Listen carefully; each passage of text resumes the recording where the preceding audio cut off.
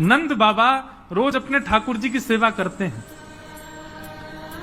और महाराज वर्णन ऐसा करें हमारे ब्रजवासी, बोले नंद बाबा की सेवा में शालिग्राम भगवान है। नंद बाबा शालिग्राम की सेवा करें और सेवा करके शालिग्राम भगवान को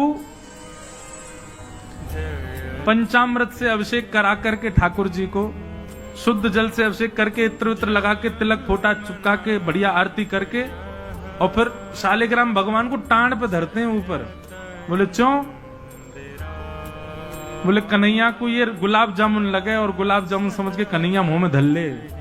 शालिग्राम भगवान ने कन्हैया को यूं लगे बोले कि ये रोज रोज जय जय जो है बोले एक बार नंद बाबा ठाकुर जी की सेवा कर रहे,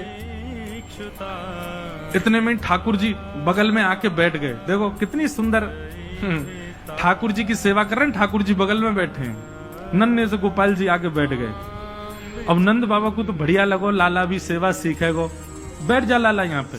ठाकुर जी बैठ गए।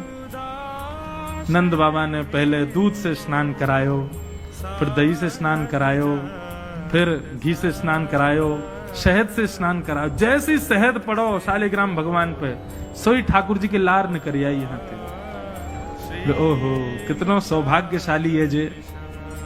मैं हूं मैया ते कहूंगा मैया तू मोको पानी ते मत नवाए कर, वह पानी में कुछ स्वाद ही ना होवे, शहद ते नवाए कर। नहाते नहाते खाऊ ले करूंगा बीच में, क्योंकि ठाकुर जी का स्नान भी हो जाता, पेट भी भर जाता, बीच बीच में जीव निकाल के खाऊ जाए ठाकुर जी। इसलिए ठाकुर जी का पंचामृत अभिषेक होता है।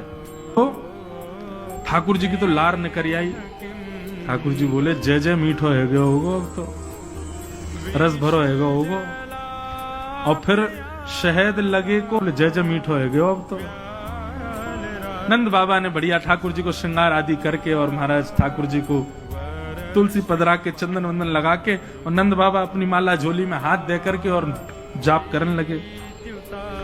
पूज्य पिताजी महाराज के मुख पर कपड़ा डाल के जप करने से मन एकाग्र होता है, ये भी एक साधन देगी। बाबा तो जाप में चलोगो।